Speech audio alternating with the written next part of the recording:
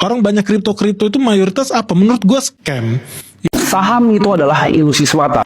Good luck ya. Jadi itu good for you kalau lu berhasil cuan di kripto atau lain sebagainya. Tapi buat gue kripto no thank you lah. Nah sedikit penjelasan nih buat teman-teman ya. Kenapa investor fundamentalis seperti kita itu nggak mungkin dan nggak bisa ya buat berinvestasi di kripto? Karena kita sebagai fundamental investor itu akan cek fundamental bisnisnya itu sendiri sebelum kita invest. Maksudnya gini, investasi itu sama seperti dengan dunia nyata. Kalau ada orang nawarin lu, bro kita investasi nanam jagung. Nanti cuan lo harga jagung lagi tinggi nih bisa sampai 6.000 sekilonya. Kalau kita nanam bisa dapat 10 ton. Kali aja 6.000, lu udah bisa berapa tuh? Dalam 1 tahun bisa 3 kali panen dan lain sebagainya. Tapi lu akan datang fisik, lu akan lihat di mana lokasi kebunnya, pakai pupuk jenis apa, siapa yang jadi off takernya. Itu realitanya ketika lu investasi di sebuah bisnis. Ada fundamentalnya lu cek. Begitupun ketika kita investasi di bursa efek, mau di Indonesia, di Amerika atau di Jerman, kita akan cek realnya seperti apa perusahaan itu. Itulah investor. Tapi kalau lu melakukan investasi ke namanya kripto yang gak jelas barangnya itu apa, fundamentalnya apa, lu bukan melakukan investasi tapi lu melakukan spekulasi. Karena fundamental of the businessnya itu gak ada.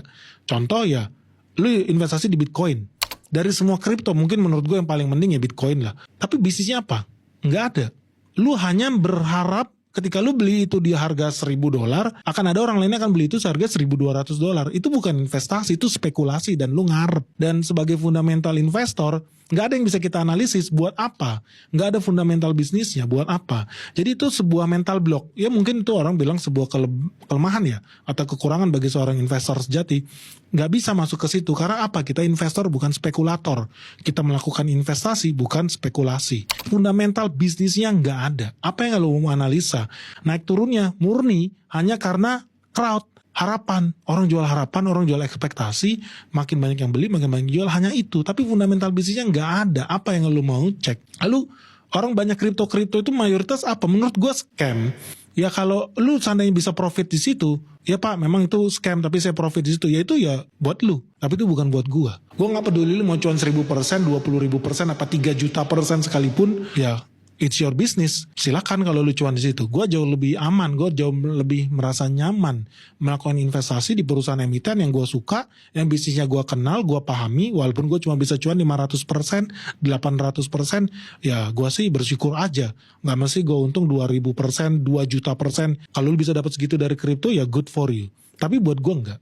Itu yang pertama. Yang kedua apa? Ketika gua investasi itu gua punya edge, itu wajib. Nah gua nggak punya edge di dunia yang namanya kripto.